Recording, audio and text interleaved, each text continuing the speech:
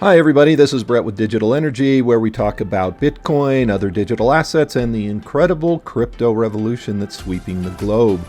Today on Digital Energy, we're going to talk about the executive order recently issued by President Joe Biden and its likely effect on Bitcoin and the digital community.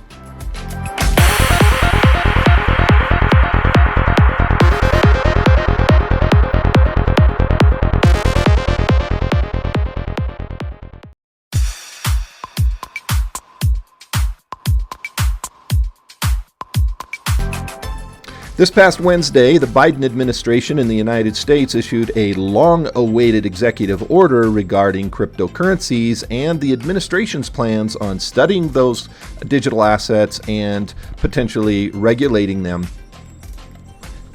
Here, a few days later, we can see that as a general rule, this executive order has been viewed as a positive thing. The first thing that we will note is that the executive order did not seek to ban Bitcoin or other digital currencies or assets. What it is looking to do primarily is to thoughtfully regulate and understand this new asset class. If we turn to the text of the executive order itself, what we see is right from the get-go, the very first sentence, it really seems to paint digital assets in a positive light. Here, as we see in Section 1, it states, advances in digital and distributed ledger technology for financial services have led to dramatic growth in markets for digital assets with profound implications for the protection of consumers, investors, and businesses, including data privacy and security, financial stability, and systemic risk. If you want to read the entire executive order, I'll leave a link to it in the description below. So this really sounds quite positive when we begin, and I would say after reading the entire executive order, we see that yes, the administration, the U.S. government is looking at this new asset class as something that could be a great benefit not only to United States citizens but the citizens of the world. Now, the policy positions are interesting here. We must reinforce United States leadership in the global financial system and in technological and economic competitiveness, including through the responsible development of payment innovations and digital assets. It goes on to say we must promote access to safe and affordable financial services, and we must support technological advances that promote responsible development and use of digital assets.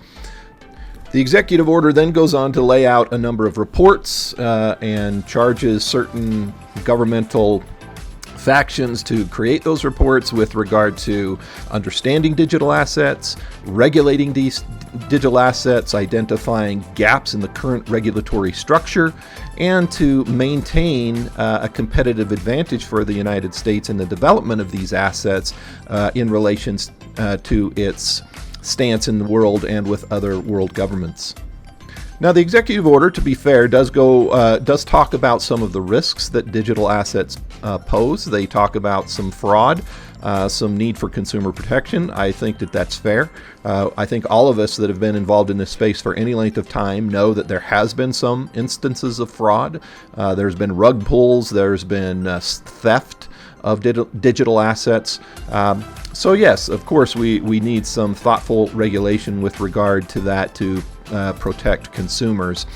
One thing I want to point out that hasn't received a lot of press is a section of the executive order that essentially lays the groundwork for the development of a central bank digital currency here in the United States, or in other words, a blockchain US dollar, a digital dollar. This is an interesting development. It's something that we all should keep our eyes on because if developed in the wrong way, this central bank digital currency, or CBDC, could be essentially a spy coin. It could be used to allow the government to look at every single transaction that you ever make in using that digital US dollar. I'm sure we will have some content on the channel in the future as this issue develops.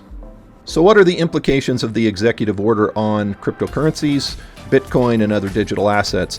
Well, for me, I believe this is incredibly bullish. The United States government has made very clear that cryptos are here to stay. By sending that signal, what you're going to see is greater and greater institutional participation in these markets. The very large banks, the family funds, the brokerage houses, the financial advisors, all of these institutions that hold trillions of dollars around the world, as regulatory clarity becomes greater and greater, are going to participate at a greater and greater rate. That is only good for the crypto markets. There you have it, the executive order. Until next time, this is Brett with Digital Energy saying protect yourself out there.